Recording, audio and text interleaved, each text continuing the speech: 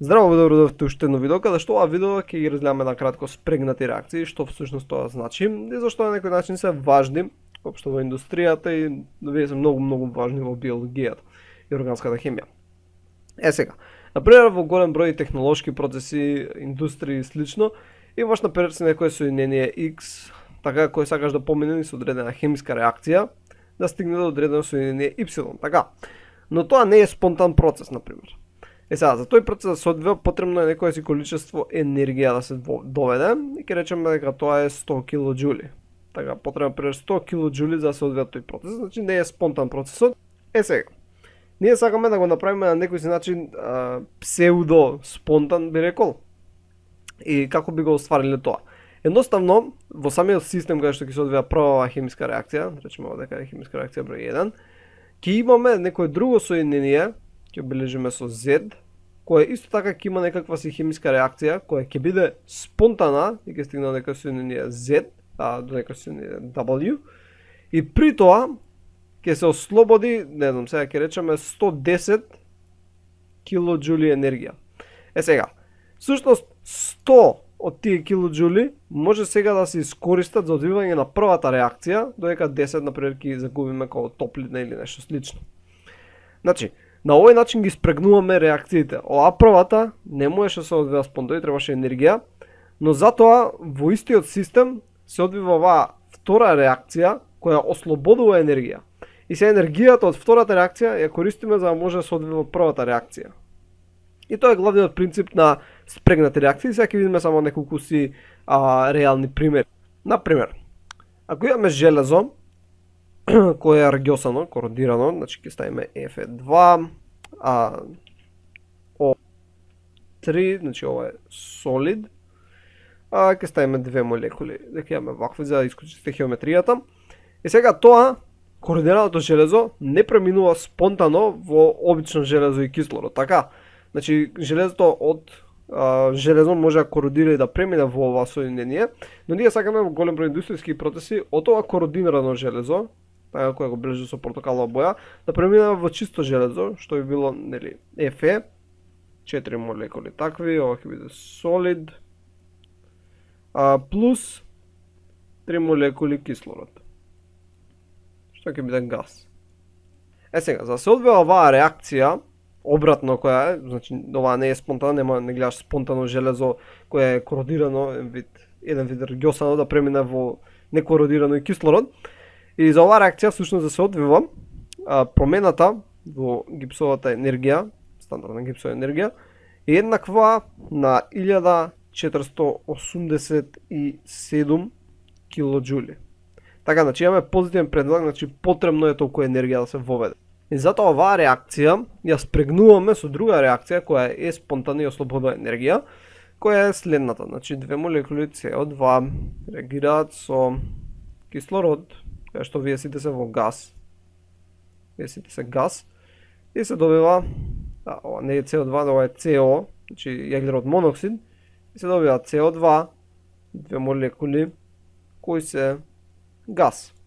И при тоа ослободената енергија, значи делта G стандардна, е еднакво на минус 514 килоџули.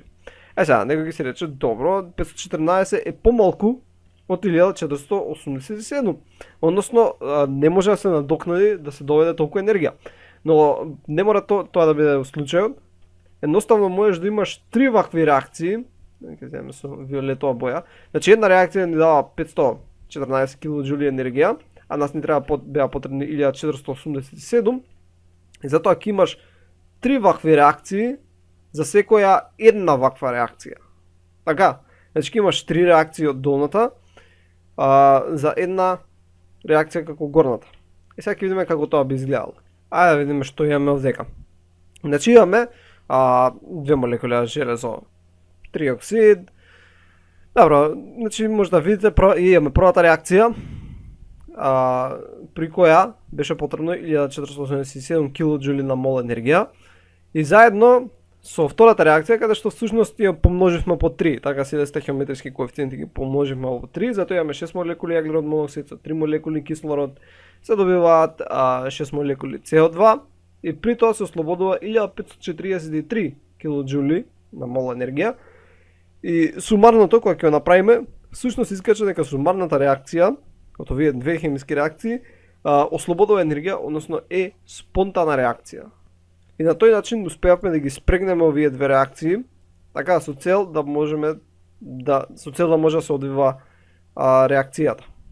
Сега, нормално не можеш со која било хемиска реакција да ја спрегнеш, тоа се изработува спрема разлика од кое хемиско соединение го имаш, во какви услови може да се наоѓа, во какви услови се одвива едната хемиска реакција, во какви услови се одвива другата хемиска реакција. И треба да се најде некој заеднички баланс, значи не може секоја хемиска реакција со секоја друга хемиска реакција и да се добие спонтан процес. Значи има уште многу други фактори кои играат во тоа. Сега имаме еден пример од органска хемија, каде што оваа вдека молекула на лево, не мора да знаете зошто е такво или што, значи уште немам правено предавање органска хемија, но ова е АТП, ова е глукоза и ова е глукоза 6 фосфат. Сега, еден општи преглед, значи ова биологија, односно биохемија, но не мора да се замарате со тоа зошто е тоа така, но само ќе спомнеме дека глукозата е многу важна за одржување на живот на клетките. Сега, глукозата кога ќе влезе внатре во клетка, таа за да не искочи, се прави во глукоза 6 фосфат. Така се прави во глукоза 6 фосфат и сега не може да излезе надвор. Со цел да се направи таква, за да не може да излезе надвор, за да може клетката да се ја задржи, мора да се додаде фосфор да не изе. Сега дека фосфорот на оваа слика што сум ја избрал има натриум, но рачунете дека го нема и дека има минус на кислород. Значи треба да се додаде фосфор и за тој фосфор ние ќе го добиеме од овој фосфор овдека од АТП. Така го гледате овој овдека фосфор. Добро, ама за овој процес да се случи самиот по себе, така треба енергија околу 14 килоџули на мол. Така. Затоа овој процес е спрегнат заедно со хидролизата на АТП во АДП, која ослободува енергија. Значи овдека имаме една молекула на АТП. И сега, вака ќе земеме, тука може само ќе зумираме. Вака. Сега, една молекула на АТП која преминува во АДП, и за тоа да се случи всушност учествува вода, затоа тука ќе ставиме хидролиза се нарекува. Не мора да биде вода, значи има различен број хемиски реакции, но се добива АДП, аденозин дифосфат, плюс фосфор. Сега, оваа хемиска реакција, всушност делта Г на оваа хемиска реакција, е еднакво на минус 31 килоџул. Сега, гледаме дека ќе се ослободи енергија. Рековме дека за овој дека процес да се одвива, ќе направиме, за овој дека процес да се одвива, потребно е енергија. И тоа беше потребно околу 14 килоџули.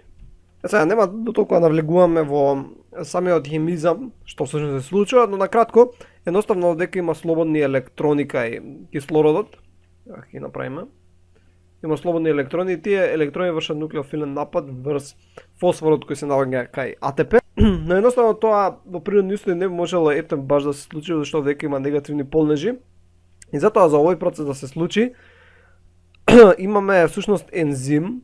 Се ензими се всушност едни биокатализатори кои помагаат да се случат одредени реакции, со тоа што ја намалуваат активацијната енергија. Тој ензим во овој случај се нарекува хексокиназа, но за тоа малце ќе спомнеме понатаму малце за ензимија, многу повеќе у биохемија, растителна физиологија и многу други предмети кои се осврнати на биологијата. Бидејќи сега збориме за хемија, нема да се задржуваме на ензими, но од тоа можете да заклучите дека енергијата која се ослободува при хидролиза на една молекула на АТП е доволна за да се случи овој процес, и затоа овие две реакции се одвиваат спрегнати една во истиот систем со помош на овој зелен ензим кој го бележев овдека, кој се нарекува хексокиназа. И ова е, како што реков, многу важно во биолошките системи, овој вид на спрегнати реакции, затоа наредното видео малце само ќе ги разгледаме гипсовата енергија во живиот свет, како се пренесува енергијата низ живиот свет. И тоа. Се надам дека научивте што ново и ќе се видиме во наредното видео. Довидување.